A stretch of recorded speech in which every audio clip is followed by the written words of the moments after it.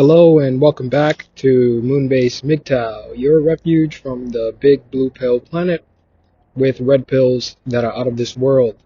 Thank you very much for visiting my channel today, and today we're hanging out by the river again. The moon is out, looking like the half Death Star, but no video today because I'm going to edit some pictures into it later because I will be talking about Greek art, so that'll help as a visual aid.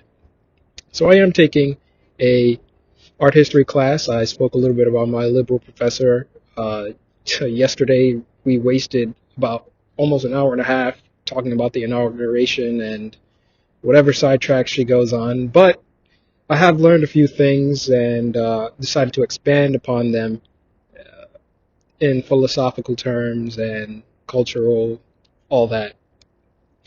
So there was a controversy with the British Museum because they acquired some relief sculptures from the Parthenon, which was a structure built in Athens a long time ago, probably BC area, I think.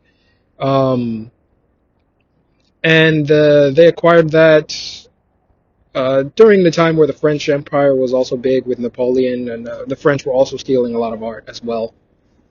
But basically, the Greeks were under the Ottomans, I think, at the time, so they weren't really in control of their art. So the one British lord thought it was up for grabs, so he took some, and later on, when Greece became independent, they decided they wanted the sculptures back, and here we are today. They're still arguing over it.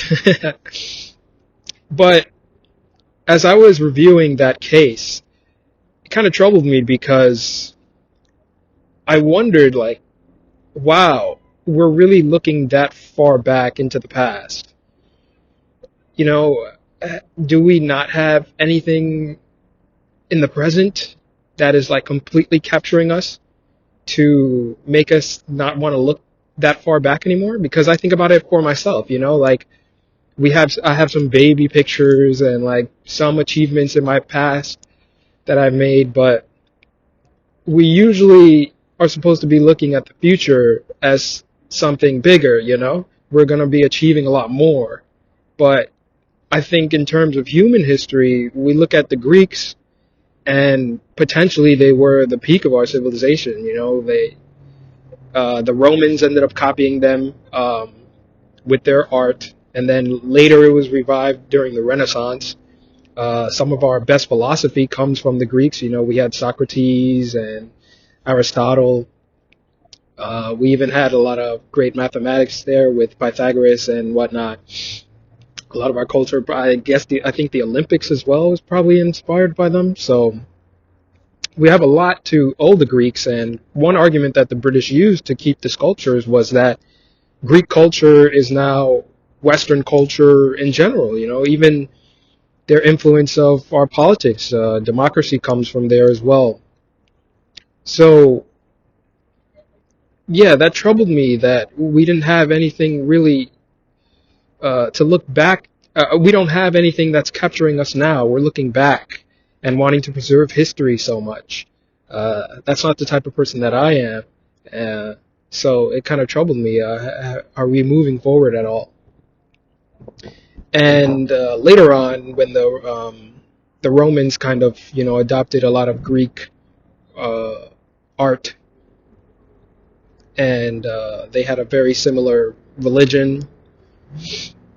Eventually, the Roman Empire became Christian, and under Emperor Constantine, and you can see a very big difference between the Byzantine art and the classical Greek style.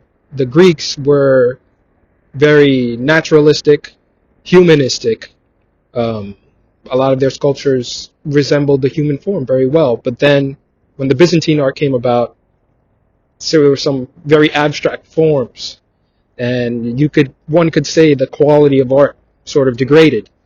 Even sculptures of Constantine looked very cartoonish. He took his head and put it onto the marble sculptures of other emperors.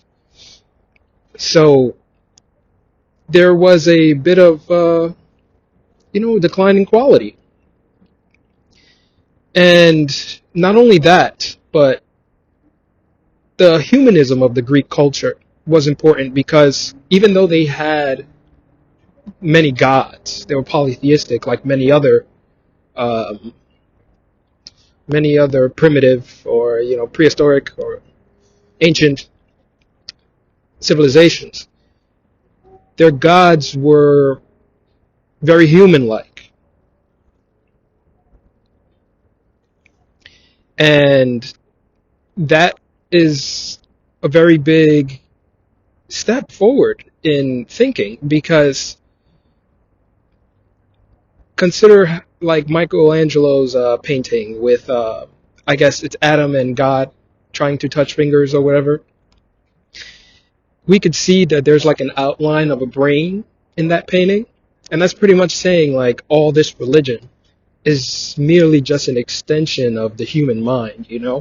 A lot of Christians don't realize that God is an ego himself. He's supposed to be this like mastermind supercomputer, but no, really he's an ego. He gets jealous, he gets angry, he judges. So I think the Greeks, maybe some of them believed in the gods, but others might have saw that they were just personifications of human things. So that's why they made their gods so human. Likewise, making the gods human and celebrating the human form is a celebration of humanity. When I look at a Greek sculpture and I see, the perfect male physique, I'm like, okay, that's a human and I can achieve that. But when I look at something from Christianity, that's so otherworldly. God, Jesus, he was a man that nobody could really copy. The groups of people that wanted to copy him, ironically, were killed off by the Catholic Church. The Cathars, for an example, and the other Gnostics that were declared heretics. So Christianity and a lot of other religions, they put this ideal that's unattainable. It's not on this world. But from my perspective, from the little that I know of Greek culture and Greek art, it was a celebration of humanity. It was, that's probably why it's considered the peak of our civilization, because it explored the human condition to the utmost degree. And we lost that when we became a Christian empire and Christianity spread throughout. Of course, Christianity perhaps civilized other more savage civilizations, in South America and all that with colonialism. But for the most part, during the Renaissance, the people who were under Christianity for a long time realized it took them 1,000 years to get over it, but for a long time they finally realized that it was detrimental to the mind. So they expanded upon that. It took Nietzsche up to the 1800s, to fully kill it with the final blow of his hammer. So I'm not sure I can expand any much further on these ideals, but it's just something to think about. I have had a lot of nihilistic vows recently, sometimes even not even caring about being human, wanting to experience different states of consciousness. I dream a lot, lucid dream as well, being able to control reality that way, thinking about experiencing different consciousness that are outside of my own ego, experiencing somebody else's consciousness and their subjective experience, maybe many subjective experiences at the same time, something like that. That's what I mean by not caring about being human. There's so many different things to actually experience when you really get imaginative, and some of those are not possible when you're just stuck in one subjective body. But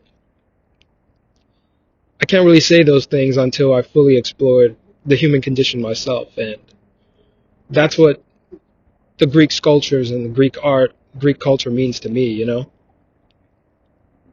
It's making me more excited about being human and achieving my maximum potential. I wonder if we have that in society still. So yeah, that's it for today. And I will not update any further.